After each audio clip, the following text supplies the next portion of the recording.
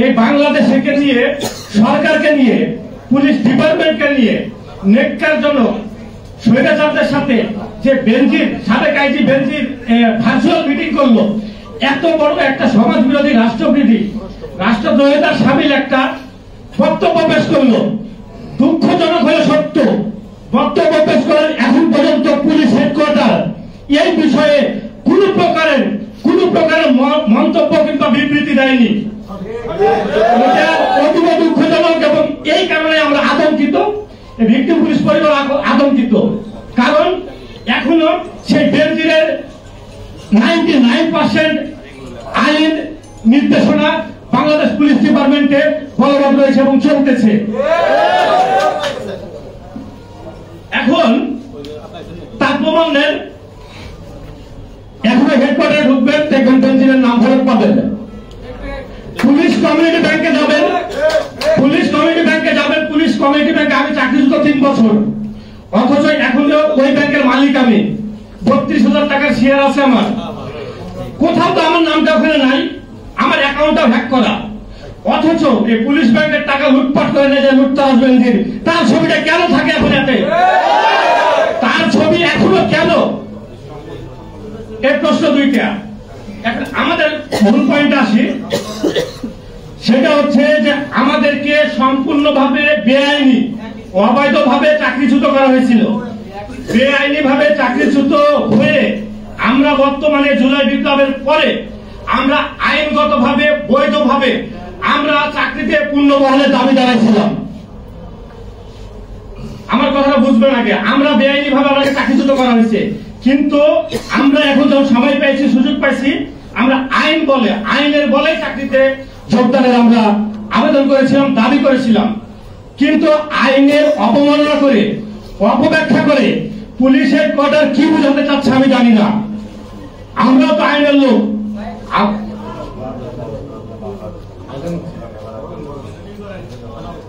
এখন যে বিষয়টা বলতেছে পুলিশের, আমি কয়েকটা অপরাধের বিশ্লেষণ করছি, আপনারা একটু নিবেন। এটা আমাদের জন্য খুব অতীব জরুরি। যদি একই ঘটনার কারণে, ধরেন একই ঘটনার কারণে আমাদের 5 জনের চাকরি গেছে, ওই একই ঘটনার কারণে আপিল ট্রাইব্যুনাল থেকে 2টা রায় পেয়েছে, তাকে বহাল করা হচ্ছে। একজন 1টি রায় পাইছে, তাকেও যদি বহাল করা যায়, তাহলে 4টা একই মামলা আপিল ট্রাইব্যুনালে চলমান আছে, তাকেও তো বহাল করা যায়। ঘটনাটা একটাই।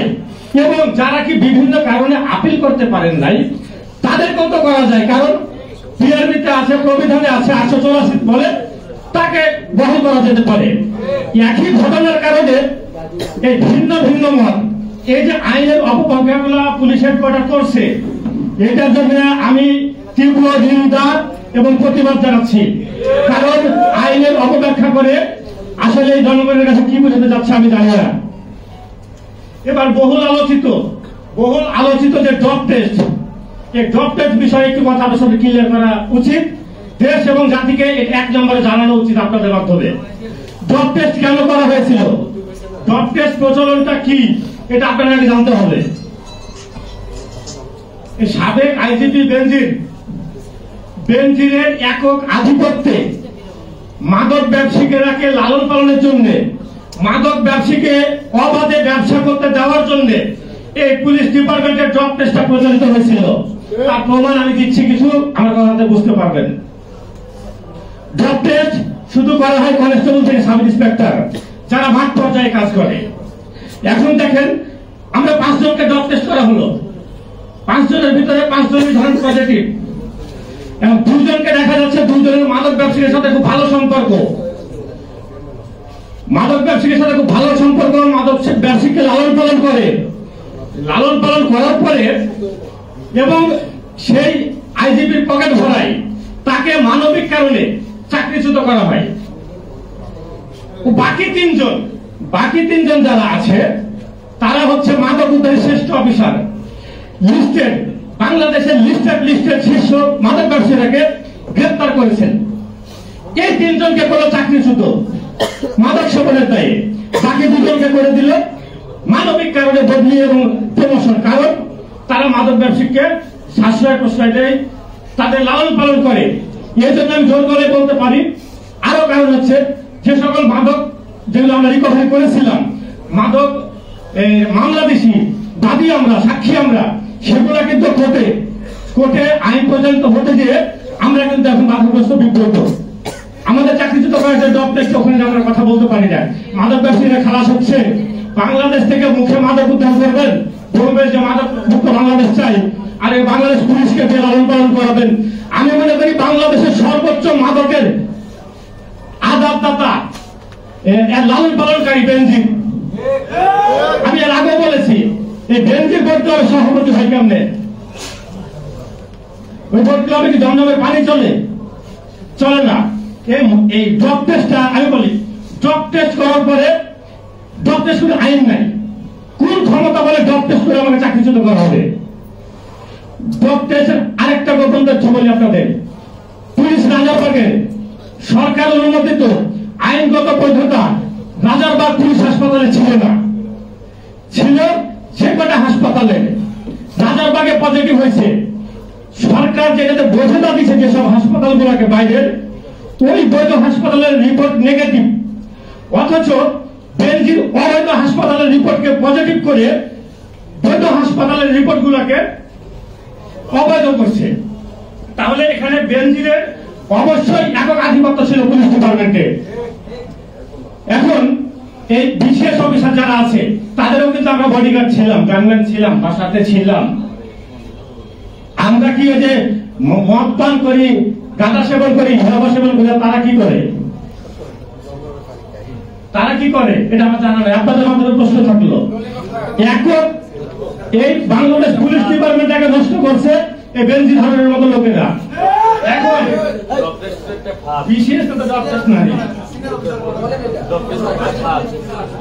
আমি বললাম তো, ড্রপ টেস্ট একমাত্র ফাঁদ।